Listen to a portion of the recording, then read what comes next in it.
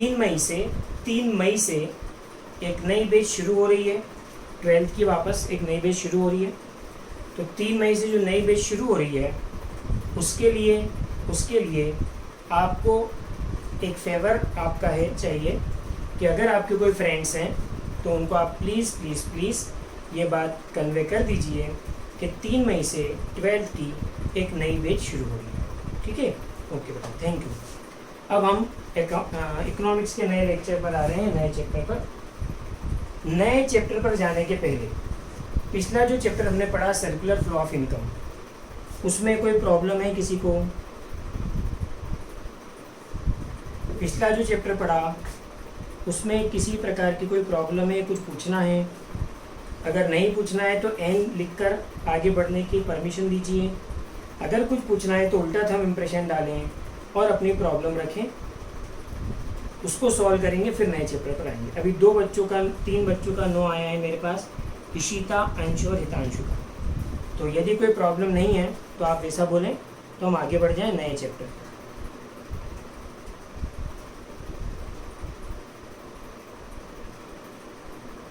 चलिए, तो अब न्यू चैप्टर आज से शुरू हो रहा है।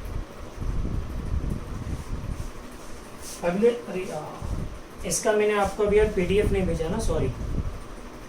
इस नए चैप्टर का पीडीएफ अभी क्लास के बाद मिल जाएगा बेटा, है ना। तो अभी समझ लेना, आसान चैप्टर है। पहले का हल्का फुल्का शायद पढ़ा हुआ भी आपका, तो आसान चैप्टर है, अभी समझ में आ जाएगा। ठीक है, क्लास के बाद आपको इसका पीडीएफ भेज दूँगा। चैप्टर का नाम है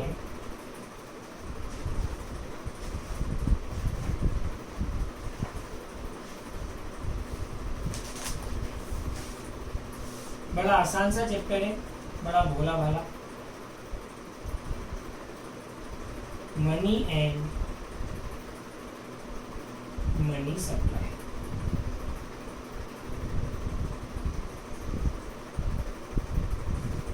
छोटा सा चैप्टर है, बड़ा भोला भाला सा चैप्टर, जैसा मैंने बोला आसान सा चैप्टर है, थ्योरी है, ज़्यादा कोई लफड़ा नहीं है। आगे बढ़ने के पहले एक बात सभी बच्चों को बोलना चाहता हूँ कि जो भी सब्जेक्ट्स अपन पढ़ रहे हैं, चाहे अकाउंट्स हो, चाहे इकोनॉमिक्स हो, चाहे बीएस हो, आप बेटा इन सब्जेक्ट्स को एंजॉय करिएगा। ठीक है, स्ट्रेस में नहीं पढ़ना है, ये ध्यान रखिए। जो भी चीज़ हम चाहे अकाउंट्स, इकोनॉमिक्स, बीएस में पढ़ रहे हैं वो रिपीट होगी पहली बार, बाकी रिपीट होगी, इसलिए अपन अभी इग्नोरेंस करें ये भी नहीं, पर यह है कि पढ़ते समय उस पढ़ाई को एंजॉय करें, है ना। लोड मत लीजिए। जैसे अकाउंट्स पढ़ रहे हैं अपन, तो पढ़ रहे हैं कि नहीं कि बाप रे कॉन्सेप्ट इतने सारे आ रहे हैं, कैसे याद रहेंगे? कुछ भी नहीं है, सीधे कॉन्सेप्ट रहता है, कोई झंझट नहीं है। एक ही बात दिमाग में रखना कि हम पार्टनरशिप फॉर्म है, उसके अकॉर्डिंग अकाउंट्स के सारे कॉन्सेप्ट बड़ी आसानी से समझ में आ जाए। चलिए, इकोनॉमिक्स के चैप्टर पर आ रहे हैं हम। जीशा तुबा आ गए हैं, मनी एंड मनी सप्लाई। देखो मनी क्या है और मनी सप्लाई क्या है, इस पर आने के पहले एक छोटा सा कॉन्सेप्ट मनी के पहले जो चलता था उस पर एक पहला क्वेश्चन है, पहले उस पर बात करें। ठीक है, बताओ जब मनी या करेंसी नहीं थी इकोनॉमी में, तब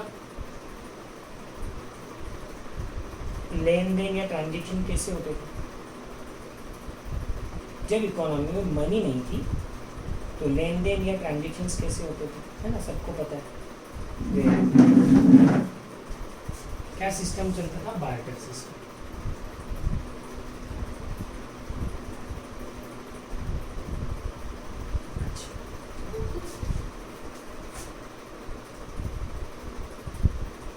बेटे गार्गी गोर के नाम से कोई आ रहा है क्या?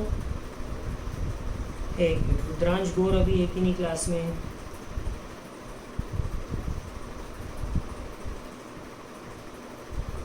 रुद्रांश गौर नहीं है तो शायद हो सकता है कि वो दूसरी आईडी से आ रहा हो।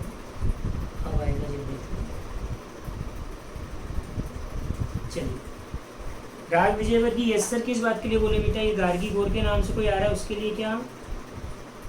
रुद्रांश का बच्चे ये, अच्छा बार्टर के लिए बोले, ठीक है, फिर कोई बात। तो मनी जब इकोनॉमी में नहीं थी उसके पहले कौन सा सिस्टम चलता था? Barter system. क्या था बार्टर सिस्टम? बताओ, पता है? नाम पता है? अच्छा, रुद्रांशी है क्या? तो उसको बोलो बेटा कि वो पहले मेरे को कॉल करे या फिर मैसेज करे कुछ, जिससे मुझे पता रहे कि भाई वो इस नाम से आ रहा है आज, है ना?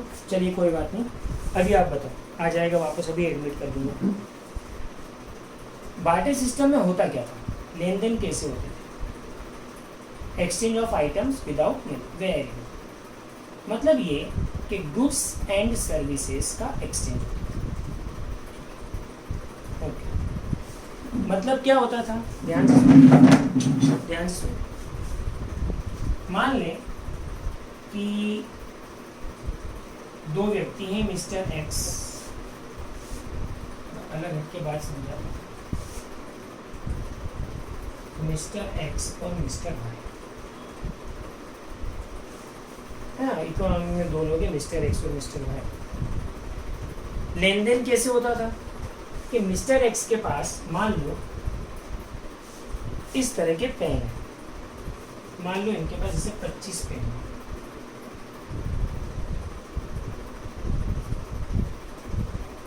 होल्ड लिख रहा है, मतलब इनके पास है 25 पेन के होल्ड कर, और इन्हें मान लो कि गेहूं चाहिए खाने के लिए, व्हीट की रिक्वायरमेंट,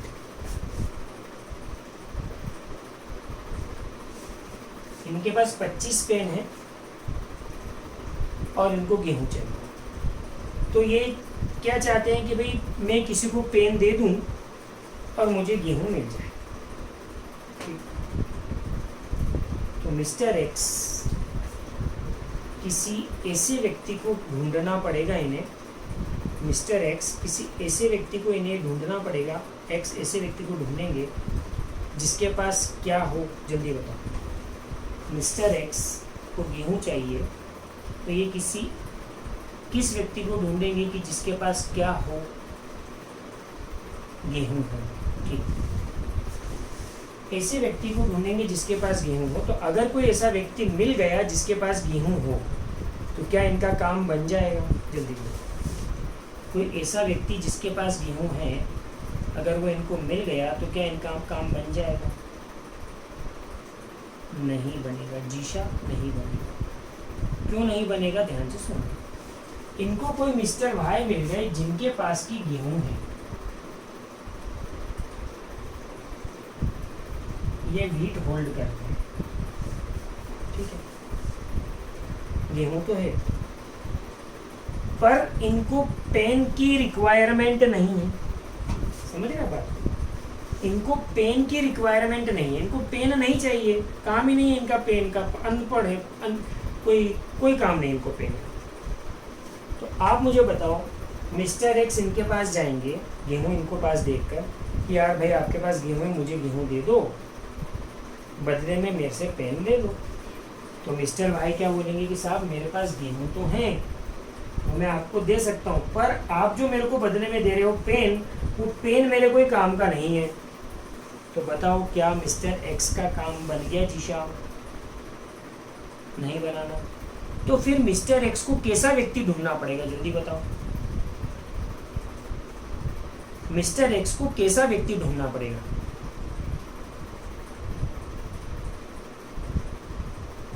बोलो। जिसके पास गेहूं हो, पहली चीज, और जिसको पेन की रिक्वायरमेंट हो, बराबर है। तो अब मान लो कि मिस्टर एक्स को भाई मिल गया और किस्मत से भाई के पास व्हीट है एक्स्ट्रा और इसको पेन की रिक्वायरमेंट भी है। तो अब एक्स का काम बन जाएगा, है ना? अब एक्स इसको पेन दे देगा और इससे व्हीट ले लेगा। ठीक है, क्या लगता है आपको कि ये ऐसा डबल कोइंसिडेंस आसान है? क्या ऐसा डबल कोइंसिडेंस आसानी से हो जाएगा? क्या मिल जाएगा? क्या ऐसा मुश्किल पड़ती है ना? ध्यान सुनो, तो बार्टर सिस्टम क्या है वो तो अपन को समझ में आ गया कि गुड्स एंड सर्विसेज का आपस में एक्सचेंज होना, जिसको सीसी एक्सचेंज भी कहते हैं बेटा, कमोडिटी टू कमोडिटी एक्सचेंज। तो गुड्स एंड सर्विसेज का आपस में एक्सचेंज किया जाना is called barter system. Barter system की पहली परेशानी क्या कि बार्टर सिस्टम में पहली परेशानी ये है कि लेन देन के लिए डबल कोइंसिडेंस जरूरी है।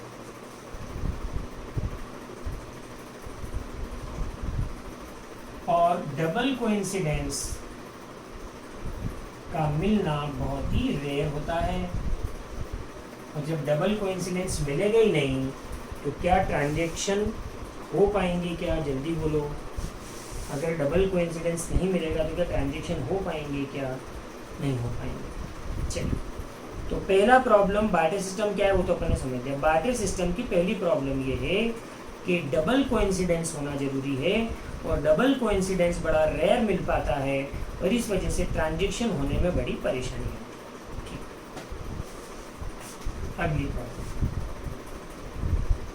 अगली प्रॉब्लम है, प्रॉब्लम पर बाद में आऊंगा, पहले यहाँ पर है ना।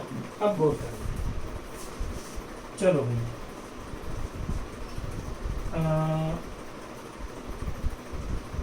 मान लो कि किस्मत अच्छी थी तो एक्स जो है वो ढूंढते ढूंढते बाहर से टकरा गया। जिसके पास की गेहूं था फ्री पड़ा हुआ, फालतू पड़ा हुआ, सरप्लस पड़ा हुआ, और उसको पेन की आवश्यकता है। ठीक है भाई, तो इन्होंने बोला भैया मेरे पास पेन पड़े हुए हैं फालतू, गेहूं चाहिए, आपके पास गेहूं फालतू पड़े हुए, पेन चाहिए, आप मेरे से पेन ले लो, मुझे गेहूं दे दो, दोनों का काम बनता। और सलमान खान की भाषा में बोले तो बाहर में जाए जनता। पड़ा था, मिल तो गए दोनों। अब लफड़े क्या हो रहे ध्यान से सुनो।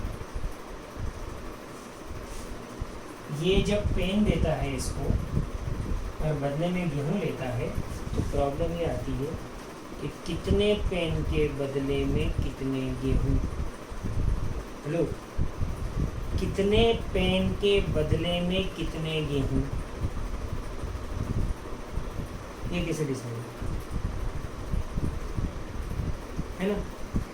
एक्स कहता है मैं 5 पेन दे देता हूं, मेरे को 5 किलो गेहूं दे दो। वाई कहता है कहाँ से दे दो भाई, 5 पेन और 5 किलो गेहूं का कोई लेन वो ही नहीं बैठता। ये पेन 5 किलो गेहूं के बराबर थोड़ी होते हैं।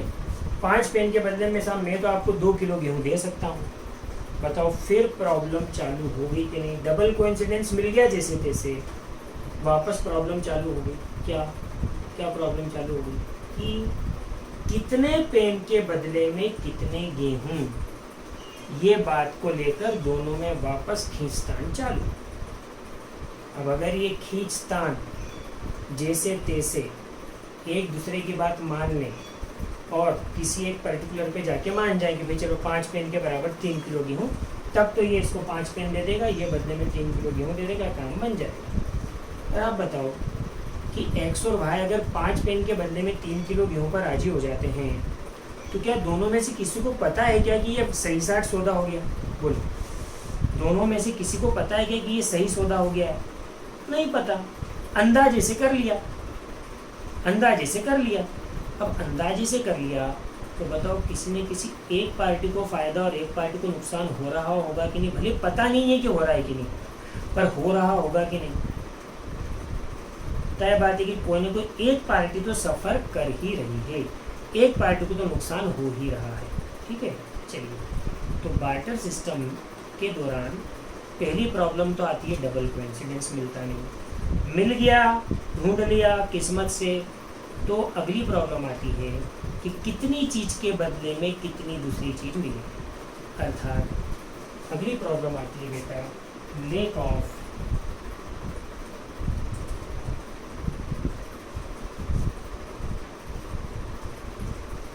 Common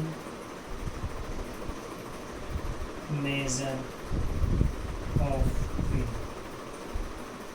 lake of common measure of weight मतलब पेन कितने के बराबर कितने गेहूं, ये कैसे मेज़र किया जाए, अर्थात कितने पेन के बराबर कितने गेहूं के लिए आपको, अगर मनी हो तो आसान हो जाएगा, अभी मनी में जाएंगे तब बताऊंगा, पर मनी नहीं है तो कितने पेन के बदले में कितने गेहूं ये तय करना बड़ा मुश्किल है, क्योंकि दोनों का कोई कॉमन मेजरमेंट नहीं है।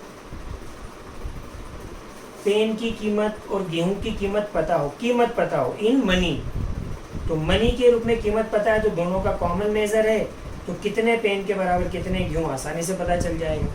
पर चूंकि मनी तो है ही नहीं, और मनी नहीं है तो कॉमन मेजर नहीं है, और कॉमन मेजर नहीं है तो कितने पेन के बराबर कितने गेहूं ये डिसाइड करना मुश्किल है। डिसाइड हो भी जाता है तो तय बात है, कोई न कोई एक पार्टी सफ़र करती है, कोई न कोई एक पार्टी को नुकसान होता ही है। ठीक, सेकंड पॉइंट समझ में आया बेटा? बार्टर सिस्टम की पहली परेशानी, दूसरी परेशानी क्लियर हुई क्या? ठीक, चलिए ये अपन पहला क्वेश्चन पढ़ रहे हैं बेटा। ये जो अगला चैप्टर है नया, इसके नए चैप्टर का पहला क्वेश्चन पढ़ रहे हैं। मैंने क्वेश्चन भी नहीं पढ़ा अभी, मैं सिर्फ पहले समझा रहा हूँ। समझने के बाद कुछ भी नहीं करना है, उसको एक रीडिंग लगा देनी है, पूरी बात आपको क्लियर हो जाएगी। क्वेश्चन नंबर 1 की, ठीक है? अपन फालतू टाइम वेस्ट नहीं कर रहे, क्वेश्चन नंबर 1 पढ़ रहे हैं, ठीक है? चलिए, अगली परेशानी क्या होती है बोल रही है।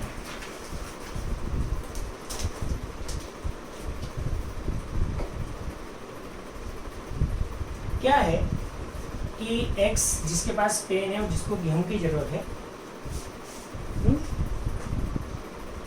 इसको गेहूं की जरूरत मान लो 1 महीने बाद है, मान लो कि 1 महीने बाद है, आफ्टर मंथ।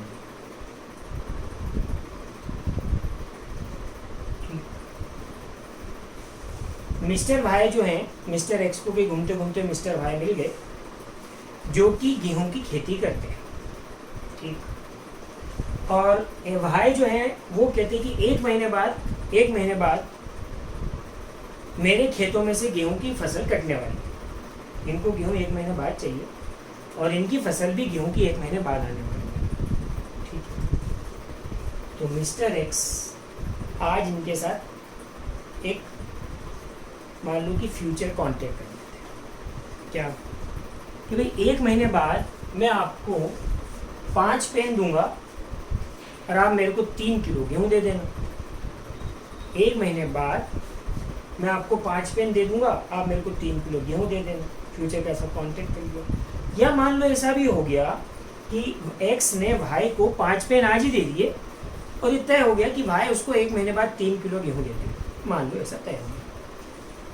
अब क्या हुआ कि मिस्टर एक्स जो है जिसको कि 1 महीने बाद 3 किलो गेहूं भाई से मिलने हैं, तो वो 3 किलो गेहूं जो मिलने 1 महीने बाद वो कैसे होंगे?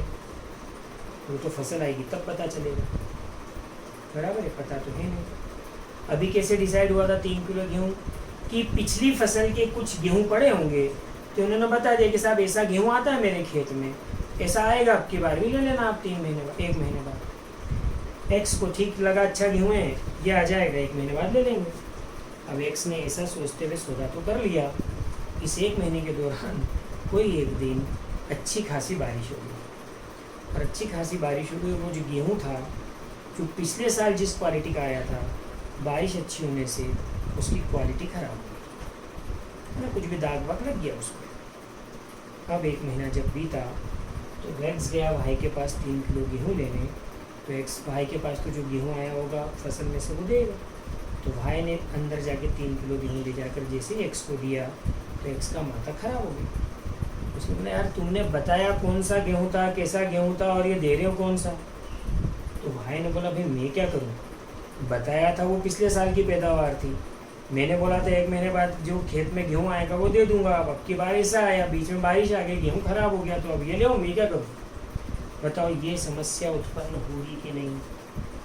अगर मान लिया जाए कि किन्हीं 2 लोगों के बीच डेफर्ड पेमेंट वाला केस आ जाए। कौन सा वाला केस बेटा? ध्यान रखना, डेफर्ड पेमेंट। डेफर्ड पेमेंट मतलब क्या कि एक व्यक्ति दूसरे व्यक्ति को अपनी चीज़ तो आज दे रहा है और दूसरे व्यक्ति से जो चीज़ आने वाली है वो कुछ समय बाद आने वाली है, तो उसकी क्वालिटी डिफरेंस हो सकती है और इस वजह से फ्यूचर में जाके डिस्प्यूट्स पैदा हो सकते हैं कि नहीं? बार्टर सिस्टम में बताओ, हो सकते हैं। तो अगली जो बार्टर सिस्टम की प्रॉब्लम है वो ये बनेगी। क्या, टेक्निकल लैंग्वेज में इसको बोलते हैं लेक ऑफ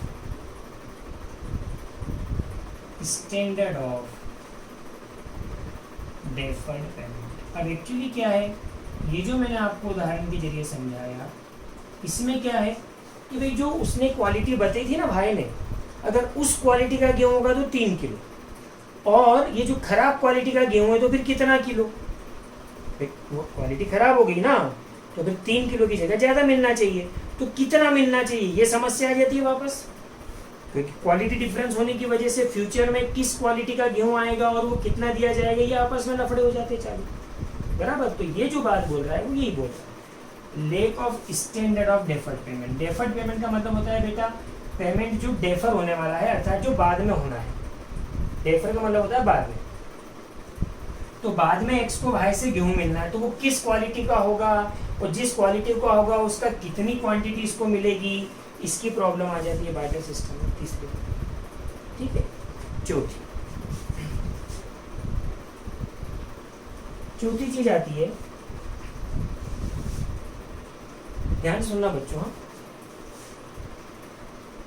कि भाई के गोडाउन में, सॉरी भाई किसी साल मौसम वगैरह सब बहुत बढ़िया रहा, और मौसम वगैरह बहुत बढ़िया रहा तो गेहूं की खेती बहुत अच्छी हुई। अब गेहूं की जो खेती हुई ना भाई के पास, उसमें से भाई क्या करता है कि कुछ गेहूं तो अपने घर परिवार के लिए खाने के लिए रख लेगा, अच्छी पैदावार हुई तो गेहूं बच गया। अब जब गेहूं बच गया तो उस बचे हुए गेहूं में से मान लो 100 बोरी गेहूं आया, 100 में से 25 बोरी तो इसने खाने के लिए रख लिया अपने परिवार के, बचा 75 बोरी।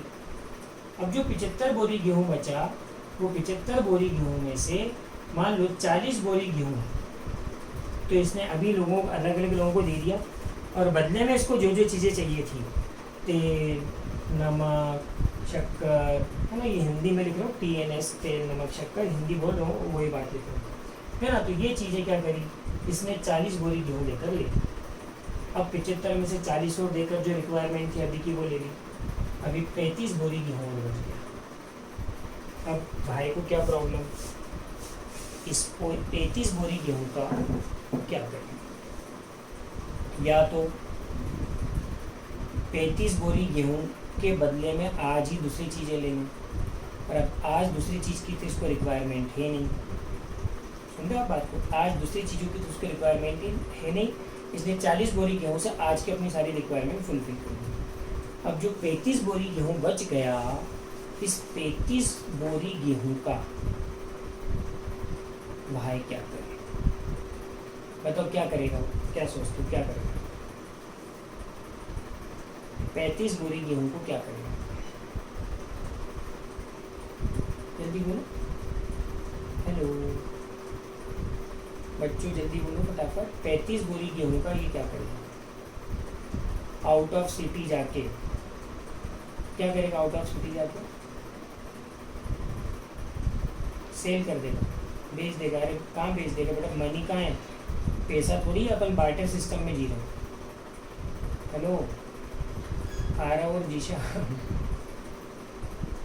हाँ तो एक्सचेंज तो उसने पहले 40 बोरी गेहूं के बदले में जो चाहिए था वो ले लिया ना बच्चा, जीशा 40 जो उसको चाहिए था वो तो उसने 40 बोरी गेहूं के बदले में ले लिया सारा।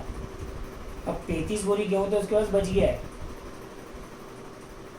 बार्टर सिस्टम वहाँ पर भी होगा तो सही, पर बार्टर सिस्टम के लिए इसको कुछ चाहिए ही नहीं ना। अब इसने जो रिक्वायरमेंट वो 40 बोरी गेहूं से पूरी कर ली ना बच्चे, तो 35 बोरी गेहूं तो इसके पास बच गया ना, वो 35 बोरी गेहूं का इसी तरीके से रिस्टोर कर लेगा।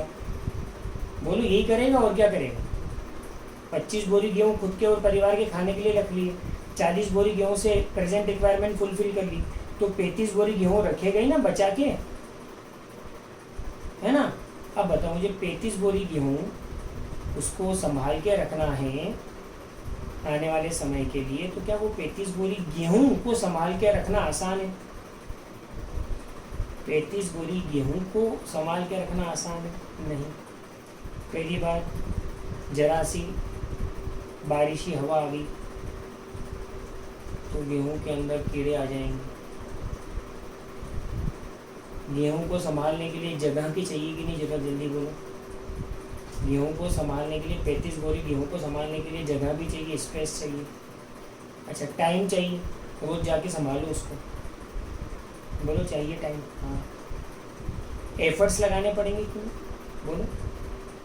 रोज जाके संभालना तो एफर्ट्स भी लगेंगे, तो टाइम चाहिए, एफर्ट्स चाहिए, स्पेस चाहिए संभालने के लिए, बराबर। तो बार्टर सिस्टम में चौथी समस्या ये आ रही है कि नहीं, कि अगर हमारे पास सरप्लस में कुछ है तो उसको स्टोर करने की प्रॉब्लम आ रही है कि नहीं। तो स्टोर या तो करना मुश्किल है क्योंकि पेरिशेबल आइटम होती है, ख़राब होने वाली। कई चीज़ें तो ऐसी होती है कि कर ही नहीं सकते आप। मान लो सब्जी भाजी हो, पालक मेथी उगा ले, तो पालक मेथी को कहाँ से स्टोर करेगा, वो तो ख़राब हो जाएगी 2 दिन 3 दिन में। तो कई चीज़ें तो पेरिशेबल होने की वजह से स्टोर हो नहीं सकती। कुछ चीज़ें पेरिशेबल नहीं है, ख़राब नहीं हो सकती हैं, तो उनको स्टोर करना मुश्किल काम है, टाइम एफर्ट्स स्पेस चाहिए। बोलो ये सब समझ में आया है क्या? हेलो बच्चों, समझ में आया है क्या? है ना। तो चौथा जो प्रॉब्लम बार्टर सिस्टम में आता था, चौथा जो प्रॉब्लम बार्टर सिस्टम में आता था वो lake of store of value. मतलब क्या कि अगर कुछ वैल्यू हमारे पास सरप्लस बच गई है तो उसको स्टोर करना बड़ा मुश्किल काम था, क्योंकि पहली बात तो कई चीज़ें तो पेरिशेबल थी, खराबी हो जाती थी, और जो नॉन पेरिशेबल चीज़ थी तो उसको स्टोर करने के लिए टाइम एफर्ट्स और स्पेस चाहिए, वो होता नहीं था, तो ये प्रॉब्लम आती थी। क्लियर है क्या? व्हाट इज़ बार्टर सिस्टम, जल्दी बोलो बच्चों। What is barter system?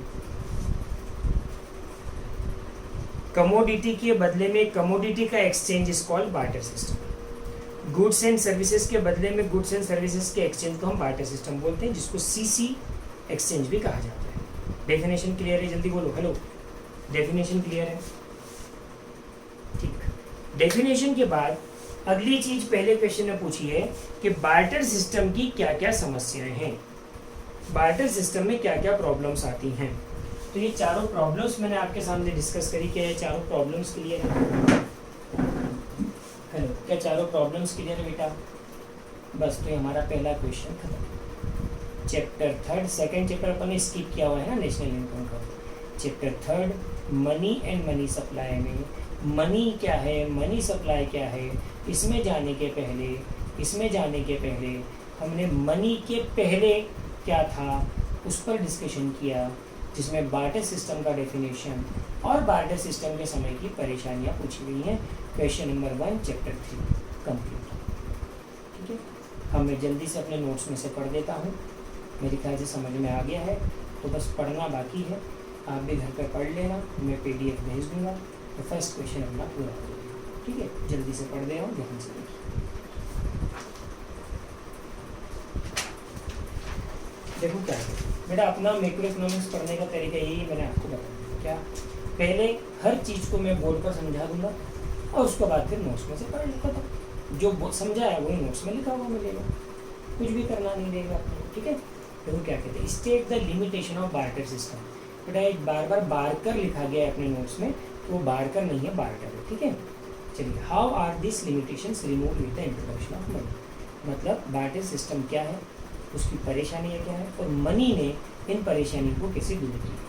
ठीक है, तो पहले आधा क्वेश्चन लगभग हो गया है पूरा।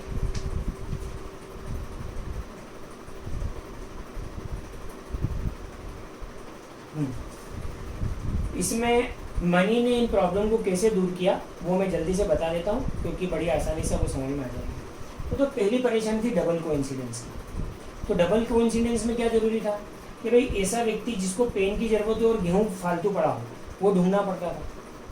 मतलब हमें ढूंढना है ऐसा व्यक्ति। बाकी मनी के आने से समस्या कैसे दूर होगी? मनी के आने से समस्या ऐसे दूर हो गई कि एक्स के पास पेन पड़े हैं, तो वो क्या करेगा, एक्स अपने पेन को आज ही बाजार में बेचकर मनी में कन्वर्ट कर लेगा। एक्स बाजार में पेन बेचकर उसको मनी में कन्वर्ट कर लेगा, बराबर। और उस मनी से वो कहीं से भी गेहूं खरीद पाएगा कि नहीं, बताओ। जब मनी आ गई है इकोनॉमी में, तो परचेस और सेल दोनों काम हम अलग अलग कर पाएंगे कि नहीं? परचेस हम किसी और को कर देंगे, सॉरी सेल हम किसी और को कर देंगे, परचेस किसी और से कर लेंगे। बताओ ये दो काम अलग अलग हो जाएंगे कि नहीं? हमें कोई ऐसा व्यक्ति ढूंढने की जरूरत ही नहीं है जिसको पेन की जरूरत है, गेहूँ फालतू पड़ा हो, बराबर है। पेन उसको बेच देंगे जिसको पेन की जरूरत है, और गेहूँ उससे ले लेंगे जिसके पास गेहूँ सरप्लस पड़ा हुआ।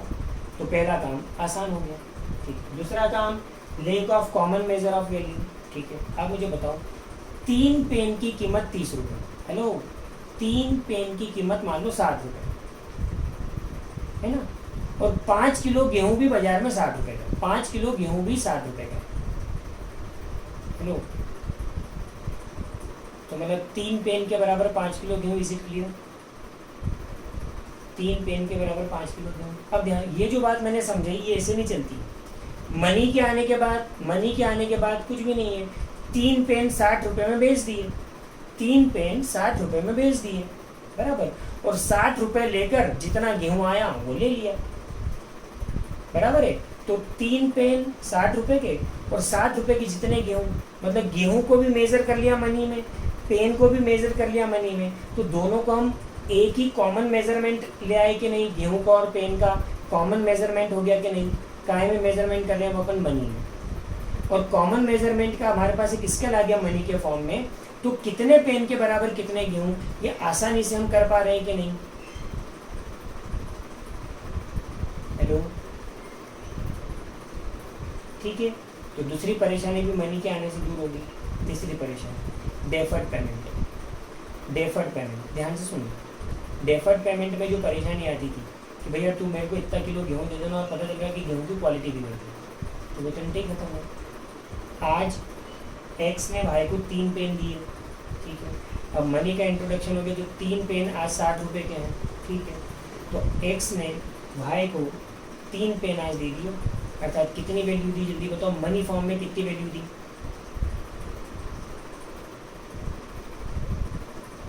60 रुपये, है ना। अब भाई की जब फसल आएगी 1 महीने बाद, भाई की जब फसल आएगी 1 महीने बाद, तो एक्स को उससे गेहूँ लेना जरूरी है क्या? एक्स को उससे गेहूँ लेना जरूरी है क्या? नहीं। वो बोलेगा भैया तू गेहूँ कहीं भी बेच ले, ये खराब गेहूँ मेरे को नहीं चाहिए, तू तो मेरे को 60 रुपये दे दे, बात खत्म। अरे मेरे पेन 60 रुपये के थे, अब तेरा गेहूँ खराब निकला तो मेरे को गेहूँ नहीं चाहिए, बात भले अपनी हुई थी गेहूँ की, तो मेरे को गेहूँ मत दे यार, तू तो मेरे को 60 रुपये दे, बात खत्म। तो ये परेशानी दूर हो गई कि नहीं डेफर्ड पेमेंट की, कि 1 महीने बाद जब तेरे गेहूँ आए तो मेरे को गेहूँ मत देना, तो गेहूँ बेच के मेरे को 60 रुपये दे देना, क्योंकि गेहूँ क्या कैसी क्वालिटी का आएगा देखो आज अपन डिसाइड नहीं कर सकते। तो बेटर ये है कि 3 पेन में तेरे को आज दे देता हूँ, जरूरत है तो 60 रुपये की 3 पेन है, तेरे पास आज 60 रुपये नहीं है, तो 1 महीने बाद जब तेरे गेहूँ की फसल आए तो गेहूँ बेचकर मेरे को 60 रुपये दे देना। तो डेफर्ड पेमेंट में आसानी हो गई कि नहीं बताओ?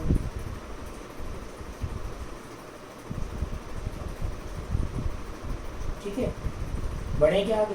ओके। चौथी प्रॉब्लम क्या है? Lake of store of value. अच्छा मुझे बताओ, वो जो 35 बोरी गेहूँ था, अब मनी आ गई तो भाई क्या करेंगे? जल्दी हो, मनी आ गई तो भाई क्या करेगा? उस 35 बोरी गेहूँ को बेच देगा। बेच कर बदले में क्या आ जाएंगे उसके पास?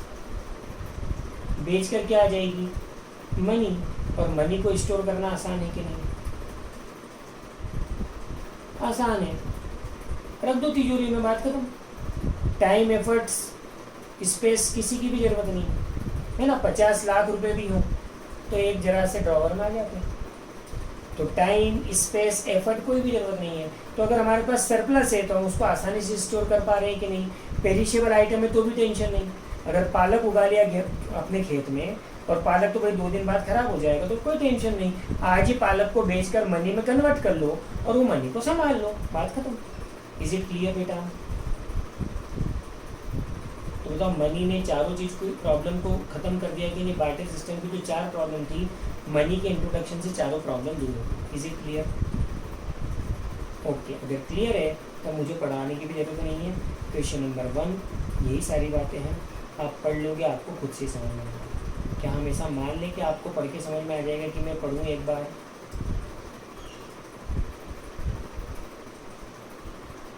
क्या मैं पढ़ूँ इसी तक इस बात के लिए? यस है।